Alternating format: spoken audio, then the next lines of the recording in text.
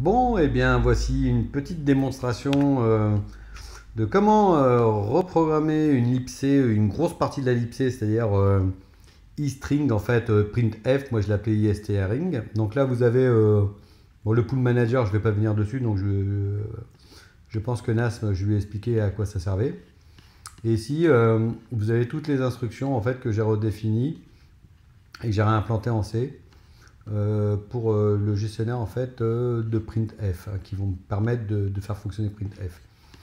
Ici j'ai un gestionnaire de tampon mémoire en fait qui me permet de pouvoir stocker en fait l'ensemble des informations qu'on utilise avec printf. Ça permet d'accélérer l'affichage à l'écran. Et là quelques instructions en SSE qui permettent d'accélérer le calcul d'une longueur de chaîne, comparaison, rechercher un caractère, etc. Donc voilà comment ça se présente, hein. Il suffit de rentrer cette instruction qui est défini un tout petit peu plus haut. Il est où? Il est là. Ah non, voilà, il est là. Et donc, vous mettez votre texte et puis les mêmes arguments que dans printf. Donc voilà, avec ici, on va faire un décalage sur la gauche, la droite au niveau des textes.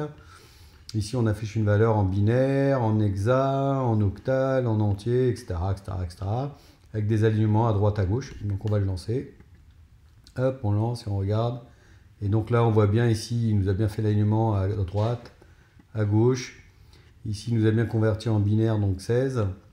Il nous a bien affiché la valeur en hexa. On aurait pu mettre ici, par exemple, en hexa, allez, 0xh. Hop, c'est plus simple. Comme ça, voilà, ça nous met tout de suite la valeur. Ici, la valeur octale, moi, je n'utilise pas sincèrement. La valeur entière, les phrases. Et donc ici, l'alignement à gauche, on voit bien, l'alignement à droite. Ici, les chiffres avec des zéros, donc remplissement de chiffres, ça peut être sympa quand on va aligner en fait ces chiffres. Et là, une petite valeur binaire, donc sur la même ligne, il est où, il est où, il est où? Il est là. Et donc là, ici, on a l'alignement des chiffres, donc on peut faire aussi l'alignement des chiffres à gauche, à droite et à gauche. Voilà. Après, un petit bonus, vous voyez, moi j'utilise le flush ici, hein, donc ce qui me permet, je ne l'ai pas intégré dans mon instruction en fait print, et ce qui permet de vider le tampon, parce qu'à la base, en fait, le tampon peut recevoir jusqu'à 32 kg de données, et il flouche, en fait, il vide le tampon à partir de 4 kg. Donc si le texte que vous imprimez, en fait, fait moins de 4 kg, il ne va pas vous l'imprimer, donc vous n'aurez rien du tout à l'écran. Et si vous voulez afficher les infos, en fait, du tampon, hop, on peut faire ici str, buffer, et puis ici j'ai fait une info. Et bien sûr, l'info en fait va s'afficher aussi avec les instructions en fait str print. En fait, tout est embriqué. Donc là, je le relance et on va voir. Et ici, on voit bien la taille du tampon, 32 kg. On voit bien ici que le tampon en fait il se vide à 4087, donc à 4 kg automatiquement. Et ici, le tampon contient en fait 411 octets. Et on voit pas, il n'y a pas eu de caractère excessif. C'est-à-dire que par exemple, si vous faites un affichage qui dépasse le tampon, il va vous le mettre. Et donc, ce qu'il va faire, il va automatiquement vider le tampon. Et il va vous dire qu'il y a eu un dépassement de capacité au niveau du tampon. Donc, c'est à vous après de régler la taille du tampon ou vous pouvez le laisser comme ça. En fait, c'est juste une info. Alors, un petit bonus. Ici, on va utiliser toutes les instructions que j'ai développées un petit peu plus haut qui sont là. Et donc, ici, on va utiliser. Donc là, je crée un pool, ce qui me permet de gérer mes pointeurs mémoire. Donc, j'ai pas besoin de les désallouer. Ils vont se désallouer tout seuls à la fin en fait de l'exécution en fait du C. Donc là, voilà, bah, je remplis une chaîne de caractères, une deuxième. Je fais des copies en mémoire avec un gestionnaire donc d'alloc que j'ai redéfini. Donc ça, c'est pas du C, hein. Ça non plus. Ici non plus, les move. strlen pareil, et là vous avez toutes les instructions en fait que j'utilise pour répéter les caractères, rechercher, remplacer, enlever les chaînes, les espaces à droite à gauche, vous allez voir ce que ça donne. Hop là. Et donc là on affiche les informations en fait du pool, et donc on fait un flouche. Et après là ici, voilà, je détruis tous les blocs mémoire que j'ai alloués, les pointeurs, hein. Et donc on lance, et là hop, et on voit bien ici, hop, ah bah, j'aurais dû faire des espaces, vous voyez, c'est pas cool quoi. Donc là, il y a un repeat quelque part qui doit être un petit peu plus haut. Il est là. Voilà. Donc on répète 12 fois le B. Donc ça aurait été sympa de mettre un retour chariot. Donc là, voilà, on a la chaîne originale. Ici, on remplace tous les slash par des moins, tous les moins par des plus. On enlève tous les espaces à droite à gauche. Comme ça purifie la chaîne. On peut reverser la chaîne, donc j'ai fait une fonction en fait en assembleur qui permet de faire ça. Ici, on mélange aléatoirement notre texte, donc il y a une fonction pour ça, les occurrences, de plus, de S, on remet en majuscule, en minuscule, on copie une chaîne, donc là on récupère la chaîne dans l'état original où elle était. On duplique en fait ici juste une partie du bloc mémoire, c'est-à-dire qu'on a récupéré que ça, donc on peut copier qu'une seule partie ou des morceaux en fait d'une chaîne. Ici on affiche en décimale, donc il y a une conversion qui se fait ici, donc on convertit un entier en caractères et on dit que c'est une base 10 hein, qu'on veut en conversion. Sinon on peut choisir ici une base 16 donc en hexa. Et donc là on voit bien qu'il nous convertit en fait la même valeur en hexa. Ici on a la base 2, donc tout le monde sait ce que c'est. Et la base 8, donc l'octal. Hein. Donc le binaire, voilà, ça fait sympa, c'est beau. Donc pour pouvoir programmer, ça permet de faire des trucs assez sympas sans utiliser l'ellipsé. Et puis par moment c'est beaucoup plus rapide. Et ici, j'ai fait des fonctions getBack et getAt qui permet en fait d'aller récupérer juste le dernier caractère en fait d'une chaîne, comme par exemple, hop, il est où? S'il faut retrouver la chaîne d'origine, eh ben, je l'ai plus, j'ai dû le prendre à partir de phrase. Donc, ici, voilà. Donc là, j'ai récupéré, non, c'est pas ici. Bon, j'ai dû le récupérer quelque part. Voilà, je l'ai récupéré d'ici. J'y arrive. Hein. Et donc ici, moi je récupère à la position 0, 1. Donc ici, pose 1. Donc si j'avais mis pose 5, par exemple, 0, 1, 2, 3, 4, 5. On va avoir un A. Et donc là, non, on n'a pas un A. Donc j'ai mal... non, parce qu'il refait... Oui, je recalcule aléatoirement, je modifie le texte de la chaîne. Mais ça c'est les aléas en fait des vidéos, hein. Donc comme j'ai pas envie de la retoucher, je vais vous la laisser pure comme elle est. Et donc là on a l'affichage du pool, donc c'est le gestionnaire de mémoire. Donc il y a un pool principal et ici il y a bien les 3 pointeurs en fait que j'ai alloués. Le premier, le deuxième, et vous allez me dire mais il est où le troisième? Eh bien il est là. J'ai créé en fait, j'ai dupliqué le contenu de cette chaîne là, les 6 premiers caractères, et je lui ai dit mets-moi le pointeur de duplication dans le pool. J'ai pas envie de le gérer, ça m'intéresse pas. Puis je veux pas le stocker quelque part, et puis je veux pas l'oublier de le détruire. Et à la fin, qu'est-ce qu'il me fait? Hop, il me détruit tout le pool. Donc comme ça, c'est réglé, tout est effacé. Alors à quoi ça correspond et à quoi ça ressemble? Donc voilà, c'est un peu chiant à développer, je vous le conçois. Donc ici, il y a le buffer. En fait, c'est le tampon d'affichage écran. Donc voilà, ça c'est, je ne vais pas rentrer dans les détails, mais bon, là ici, j'utilise bien moi, mon instruction qui est la strprint, qui permet d'afficher à l'écran en fait le contenu de mon buffer. Donc j'utilise ma propre instruction et pas la libc. C'est plus court, plus léger, et puis je peux faire ce que je veux. Puis là, il y a toutes les fonctions en fait. Je vais les passer vite fait. Avec les vérifications, la fonction de répétition de caractères, et ici la dépassement de buffer, etc. Voilà, ça fait quoi, 240 lignes, c'est pas énorme. Et dans la fonction print, je crois que c'est le plus gros morceau. Voilà, je vous fais pas peur. Donc elle inclut d'autres fonctions qui sont dedans. Et donc là, effectivement, moi, mes fonctions, je mets mes pointeurs ici de mes labels. Ici, on peut rajouter éventuellement tous les arguments qu'on veut mettre en plus. Là, on voit bien qu'on a l'affichage d'un entier, d'un hexa, d'un octal, d'un binaire. Ça, c'est pour les caractères flottants, donc à virgule flottante. Les chaînes de caractères, affichage d'un caractère. Ici, pour remplir avec des zéros. Ici, pour faire un décalage à droite ou à gauche des chaînes, pour ajouter plus ou moins. Et là, ce sont les sous-chaînes, en fait, en fonction de, voilà, si on a, par exemple, dans moins, est-ce que j'autorise d'utiliser moins avec ces caractères-là, donc dans la combinaison en fait des arguments pour print. Et après vous avez tout le programme, donc là ça c'est le traitement pour les valeurs flottantes. Et je vous les passe vite fait parce que c'est très long. Et en fait c'est très chiant. En gros je vais jusqu'en bas, voilà pour vous dire que c'est imbuvable.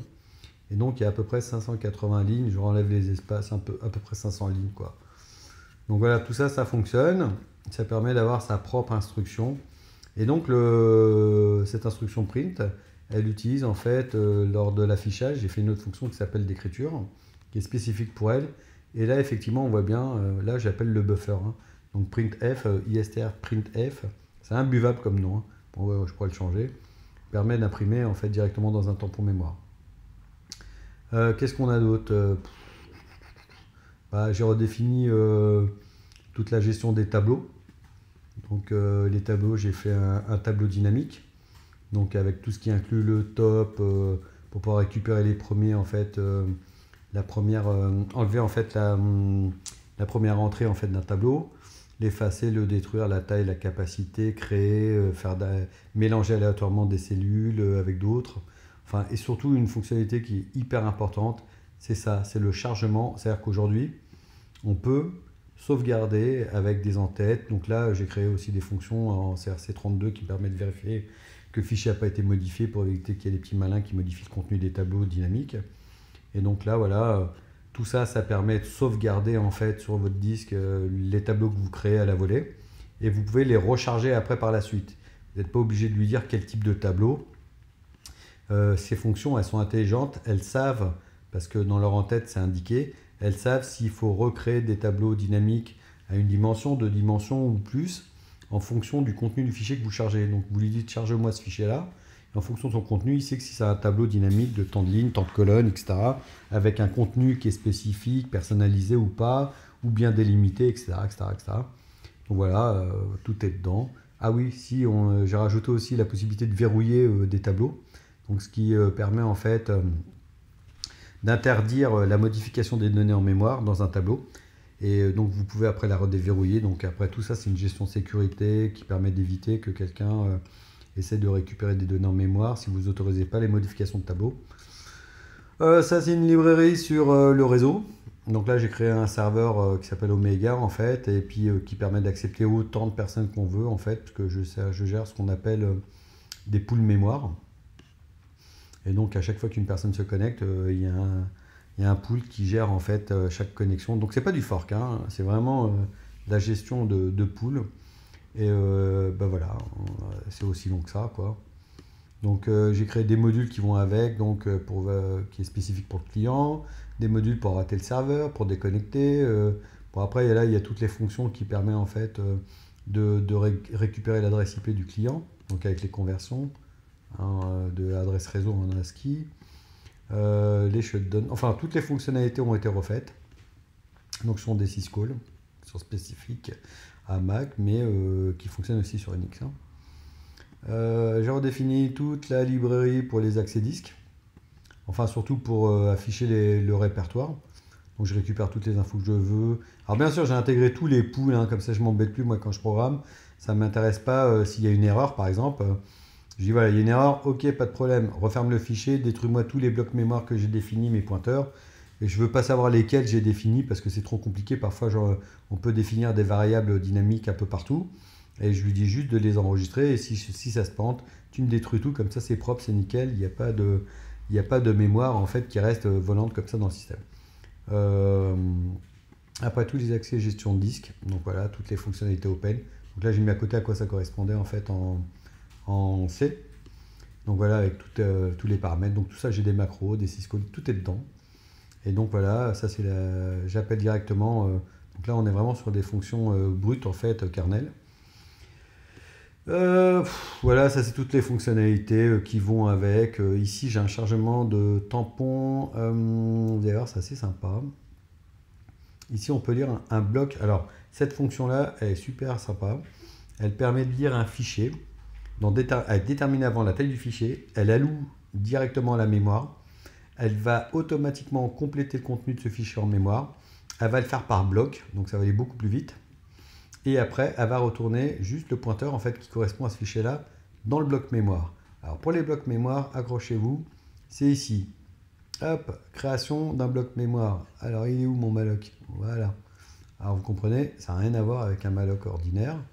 Ici vous avez le syscall qui correspond à une création en fait d'un mmap, en fait d'un bloc mémoire, avec je rajoute, alors j'efface la mémoire, et si j'affiche plein d'informations, des blocs d'informations qui vont me permettre de savoir ce que c'est comme mémoire, donc le chargement du fichier va remplir aussi toutes ces données, et donc ça va me permettre d'atteindre par exemple le pointeur réel où est chargé ce fichier, la capacité. Je vais pouvoir avoir les CRC, savoir s'il est crypté ou pas, quel est le pool qui gère cette mémoire pour pouvoir le détruire, etc. Donc c'est des blocs de mémoire intelligents et dynamiques en fait que vous n'avez pas besoin de savoir qui fait quoi et où. Vous avez besoin de le détruire, vous demandez au bloc mémoire c'est qui le pool, je détruis ce bloc mémoire dans ce pool, ou je détruis tout le pool, comme ça c'est réglé. Et donc voilà, hop, là je crée ce qu'on appelle en fait un UID en fait aléatoire. Donc j'ai redéfini des fonctions d'aléatoire aussi, hein, pareil. P de A dans B, ça va rappeler quelqu'un ça. Et donc, et voilà, et donc tout se fait comme ça. On a aussi un GCR de pool, donc ça c'est le GCR de pool qu'on a vu dans la fonction ifstring. Bon, c'est assez compliqué, mais bon, elle est basée sur des tableaux, donc c'est super simple. En fait, tout le monde s'appuie sur l'un sur l'autre. Donc le tableau itor, en fait, il s'appuie sur le GCR de pool s'appuie sur le tableau, qui lui-même s'appuie sur en fait la gestion mémoire. Hein. Donc tout ça c'est imbriqué. J'ai redéfini quelques fonctions mathématiques en fait que j'avais besoin, comme pour faire le pourcentage avec une valeur arrondie, calculer la racine carrée, enfin c'est super simple, il n'y a pas grand chose là-dedans. Et après j'ai recréé aussi donc les CRC 32 bits, hop là, bon, on voit pas grand chose, mais si on fait ça, voilà. Allez les polynômes, accrochez-vous. Et donc voilà la fonction CRC en assembleur que j'ai redéfinie, qui est ultra rapide. Elle prend sur des fichiers de l'ordre de giga, peut-être 2 secondes pour faire un CRC d'un fichier de giga. C'est vachement bien quand on veut faire des calculs de redondance, pour voir si c'est un petit malin qui a touché le contenu. J'ai la même chose en 64 bits, tant qu'à faire. Comme ça, au choix, on choisit ce qu'on veut. Et après, j'ai d'autres fonctions d'aléatoire que j'ai définies au fur et à mesure. Qu'est-ce que j'ai d'autre? Hop, ah ouais. Donc là, je suis en train de me prendre la tête sur les signaux, mais ça, je verrai après par la suite. Et après, j'ai un logiciel de cryptage, mais là, je ne peux pas vous montrer parce que c'est vraiment spécifique pour un client, avec différents types d'algorithmes qui sont dedans, et puis des procédures de chargement et d'écriture. Voilà. Après, en ce qui concerne les entêtes de la libc, c'est défini relativement simple. Voilà. Il suffit d'intégrer. Alors ça, ce sont les fonctions en fait que j'ai créées. Elles sont intégrées normalement. Alors j'aurais dû les mettre dans l'ordre, mais c'est pas terrible ça. Il est où mon petit Enfield là? Elle vient ici. Ben, je l'ai passé. Et donc c'est pas beau d'être vieux. Hein. Donc voilà, toutes les fonctions aussi. Et après toutes les intégrations avec l'instruction externe C, hein, comme ça je m'embête pas. Et tout est dedans. Et après il y a toutes les fonctions qui sont dedans. Alors il n'y a pas besoin de faire des tests ou quoi que ce soit, parce que déjà dans mes fonctions en assembleur, je fais déjà tous les tests. Donc en C, en fait, il n'y a plus besoin de faire oui, alors s'il y a une erreur ou si c'est moins 1 ou quoi que ce soit, on s'en fout. On s'en fout, la gestion elle se fait déjà au niveau des bas niveaux. Donc comme ça, il n'y a pas besoin de faire de calcul. Voilà, j'espère que ça vous a plu. Et c'est fonctionnel, ça fonctionne bien, voilà, il n'y a pas de souci. Donc cette fonction, elle me permet moi d'être autonome et de pouvoir l'importer, que ce soit aussi bien sur Mac, Unix, et je vais essayer de l'intégrer sur PC. Alors après les syscalls, hein, il y a rien de miraculeux, voilà. Hop, en fonction de si on compile sur Windows, c'est ces syscalls là. Donc il faut bien les référencer. Et si c'est sur du Mac, ah ouais, petite merde là du Mac, hein, voilà, c'est comme ça que c'est géré. Après tout le reste, gestionnaire mémoire, c'est des structures, il y a pas mal de choses. Je vous montre pas le reste, il y a des choses assez sensibles. Hop là,